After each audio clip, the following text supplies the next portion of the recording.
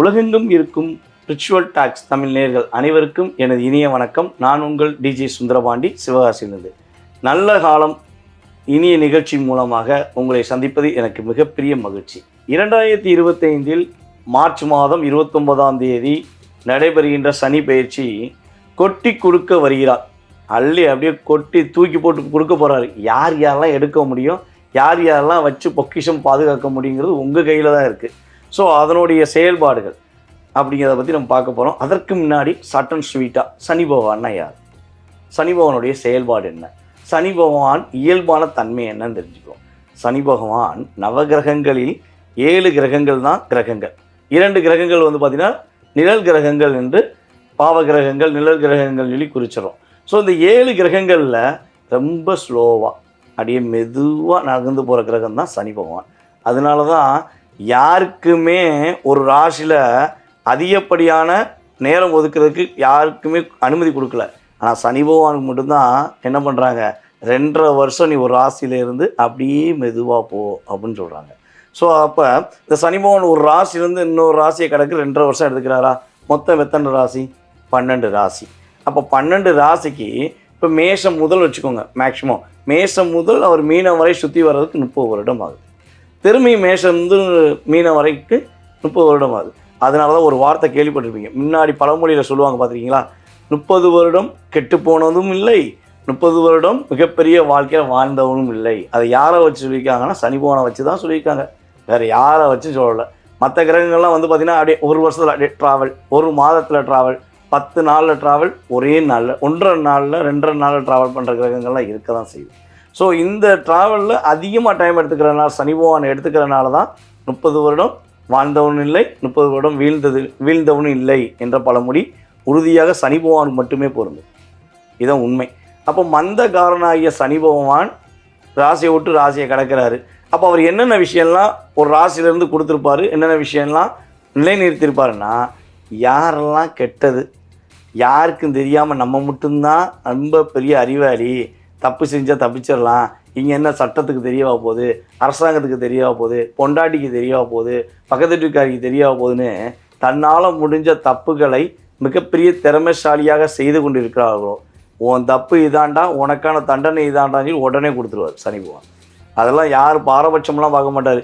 நம்மளை உளுந்து கும்பிட்றியான், நிறைய விஷயங்கள் நல்லது பண்ணுறியான், இவனை விட்டு கொடுத்துடலான்லாம் நினைக்க மாட்டார். தப்பு பண்ண தண்டனை, தப்பே பண்ணாதவனுக்கு ஏன் தண்டனை கொடுக்காருன்னு ஒரு கேள்வி வைப்பீங்க பார்த்தீங்களா, அது பூர்வ ஜென்ம தண்டனை. ஓகேவா?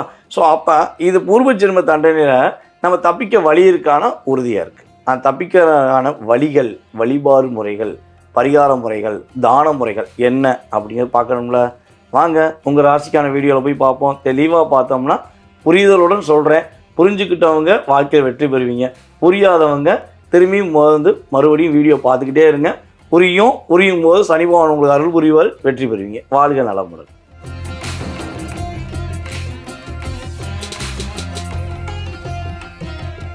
கன்னி ராசி நேர்கள்.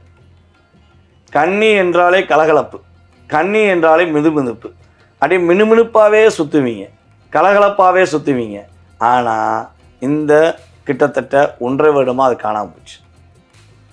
மன அழுத்தம், போராட்டம், கவலை, கடன், இப்படி அடிக்கிட்டே போகலாம். உங்களுக்கு மட்டும் சொல்கிறதா இருந்தால் குறைஞ்சது உங்கள் பிரச்சனையை ஒரு லிஸ்ட்டு கொடுத்தா போதும் போய்கிட்டே இருக்குது அப்படிங்கிற மாதிரி அந்த அளவுக்கு நிறைய விஷயங்கள் இருந்துச்சு.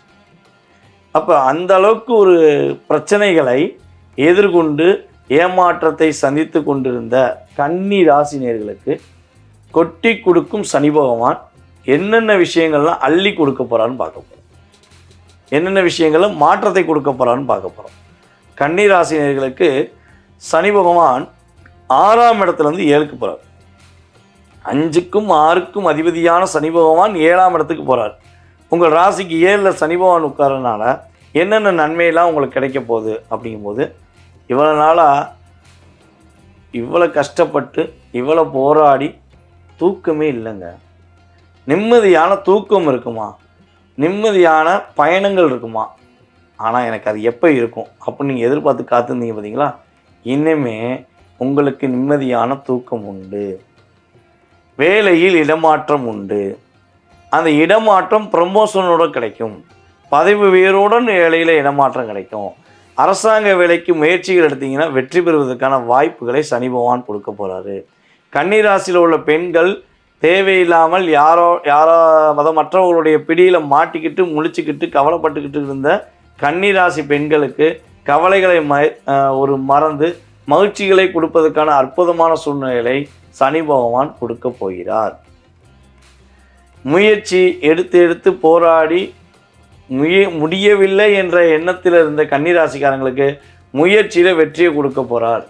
தைரியம், வீரியம், தன்னம்பிக்கை என்ற தாரக மந்திரத்தை கன்னிராசிக்காரர்கள் உறுதியாக கொட்டி கொடுக்கும் சனி பகவான் மூலமாக எட்டி பறித்து வெற்றி பெறுவதற்கான அமைப்பை சனி பகவான் கன்னிராசினர்களுக்கு கொடுக்கப்படும்.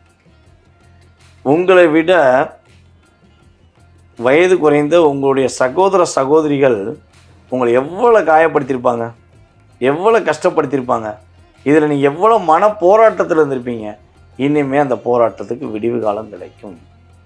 அவர்கள் அனைவருமே உங்களுக்கு உதவி செய்வார்கள். உங்கள் மீது அன்பு செலுத்துவதற்கான அமைப்பை சனி பகவான் கொடுக்கப்படும். ஸோ அதுக்கடுத்தபடி இன்னொரு விஷயம் பார்த்திங்கன்னா, ஒரு மன போராட்டம்.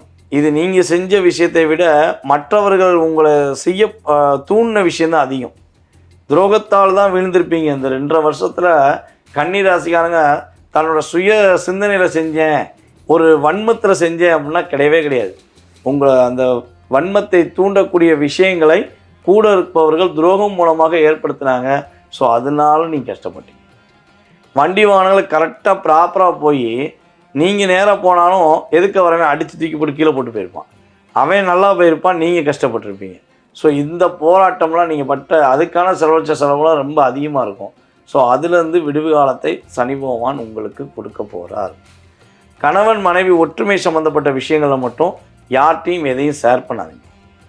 தப்போ சரியோ உங்களுடைய கணவர் உங்களை புரிந்து கொண்டு நடப்பதற்கான முயற்சியில் நீங்கள் என்னென்ன விஷயங்கள்லாம் நான் சொல்கிற வழிபாடை செஞ்சீங்கன்னா கண்டிப்பாக அந்த விஷயங்கள் மூலமாக உங்களுடைய கணவர் உங்களை புரிஞ்சுக்கிடுவார்.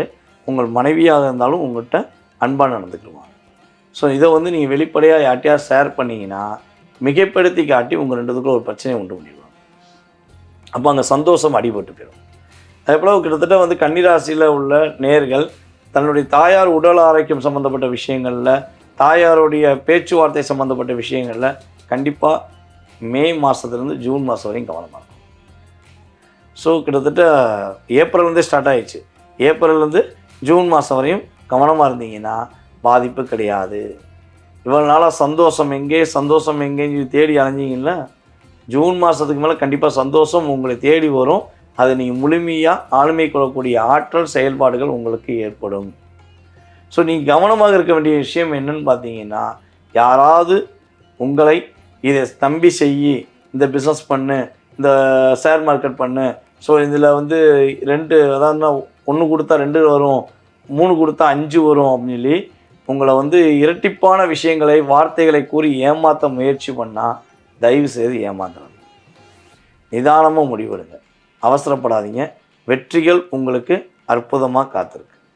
சரி, இப்போ இதெல்லாம் நான் கரெக்டாக ஃபாலோ பண்ணிடுறேங்க.